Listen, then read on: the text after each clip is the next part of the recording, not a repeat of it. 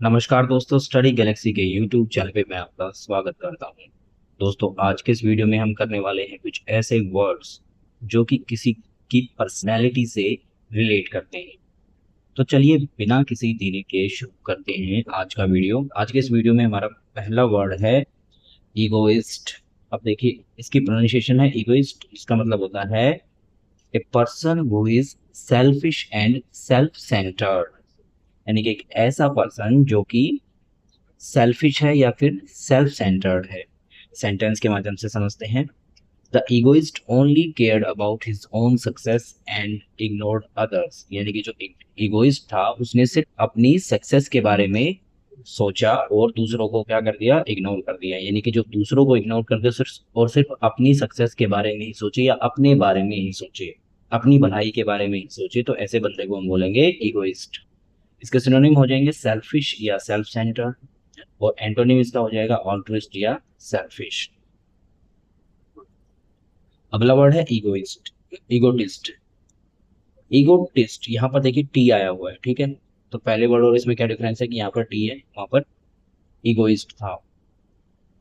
तो इगोटिस्ट का मतलब होता है एक person who talks too much about himself, यानी कि जो अपने बारे में बहुत ज्यादा बातें करता है। इससे पहला जो वर्ड था यहाँ पर इगोइस्ट, वो सिर्फ अपने बारे में सोचता है, यानी फिर उसी का भला होना चाहिए, उसी को ही सफलता मिलनी चाहिए। तो यहाँ थोड़ा सा डिफरेंस है। ये सिर्फ अपने बारे में बात करता है, टॉक्स टू मच, ठीक है। तो सेंटेंस इसकी सेंटेंस हो जाएगी the egotist kept bragging about his achievements at every meeting, यानी कि कई बार हम देखते हैं कुछ ऐसे बंदे होते हैं जो सिर्फ अपने, उन्होंने कोई अचीव कर लिया उसी के बारे में बोलते रहते हैं, ठीक है। किसी ने अगर अच्छा खेला तो वो सारा दिन अपने खेल के बारे में बात करता रहता है, किसी के अगर मार्क्स आ गए हैं तो वो उसकी उसी के बारे में बातें करता रहता है, ठीक है। यहाँ पर बात हो रही है बात करने की, यानी कि वो टॉक्स टू मच, ठीक है। इसके सिनोनिम हो जाएंगे बोस्टर या ब्रैगार्ट, एंटोनिम मोडेस्ट पर्सन या हम्बल। अगला वर्ड है ऑल्ट्रुइस्ट। ऑल्ट्रुइस्ट जिसका मतलब होता है a person who cares about others welfare, यानी जो दूसरों की भलाई के बारे में सोचे। यहाँ पर भलाई के बारे में सोचने वाला बंदा है ऑल्ट्रुइस्ट। सेंटेंस के माध्यम से समझते हैं।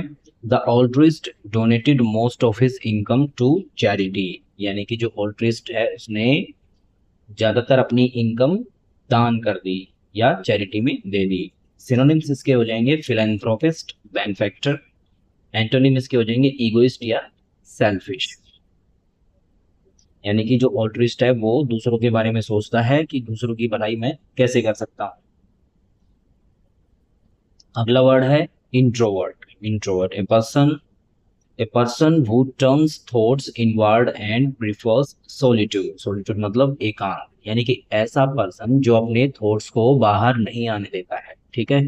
वो अंदर ही अंदर सोचता रहता है और ज्यादातर अकेलापन पसंद करता है, यानी कि ऐसी जगह में रहना पसंद करता है जहाँ उसको कोई डिस्टर्ब ना करे या उससे कोई बात करने वाला, ज्यादा पूछने वाला ना हो।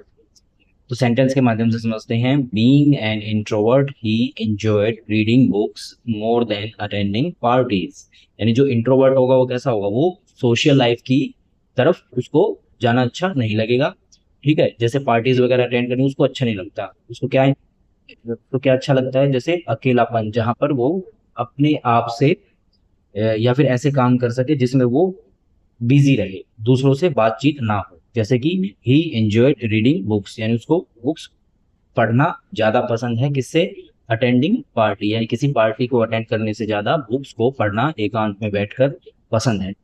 तो सिनोनिम इसके हो जाएंगे रिजर्व्ड या शाई, और एंटोनिम इसके हो जाएंगे एक्सट्रोवर्ट या आउटगोइंग। अगला वर्ड है एक्सट्रोवर्ट। इंट्रोवर्ट का अपोजिट वर्ड एक्सट्रोवर्ट, जिसका मतलब होता है a person who turns thoughts outward, ठीक है। यानी कि ये अपने विचारों को व्यक्त करना चाहता है। एंड इंजॉयज सोशलाइजिंग, यानी कि सोशल होना पसंद करता है, ये वो बात करना चाहता है लोगों से, इसके अंदर जो विचार है उनको एक्सप्रेस करना चाहता है, ये थोड़ा सा एक्सप्रेसिव होता है। इंट्रोवर्ट का एकदम उल्टा हो गया। तो इसको सेंटेंस के माध्यम से समझते हैं। As an extrovert she loved being the centre of attention at every event, यानी कि एक एक्सट्रोवर्ट होने के कारण उसको क्या पसंद है कि वो सेंटर ऑफ अटेंशन बने, लोग उसके पास आए, उससे पूछे, उससे बात करें। तो इसके सिनोनिम हो जाएंगे आउटगोइंग या सोशिएबल, एंटोनिम इसके हो जाएंगे इंट्रोवर्ट या रिजर्व्ड।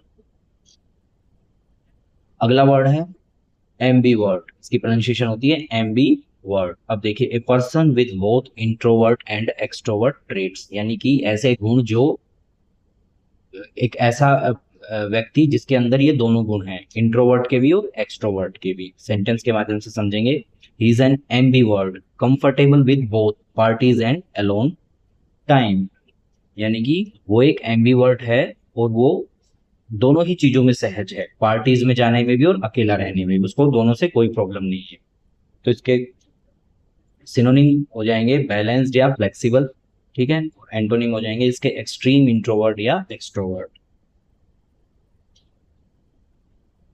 अगला वर्ड है मिसैंथ्रोप। मिसैंथ्रोप का मतलब होता है a person who hates people, यानी जो लोगों से नफरत करता है। सेंटेंस के माध्यम से समझते हैं। The misanthrope avoided all human contact and lived alone in the forest, ठीक है। जरूरी नहीं कि वो जंगल में रहे, वो एकांत में भी रह सकता है, ठीक है। यहाँ पर ये सेंटेंस में यूज किया गया है।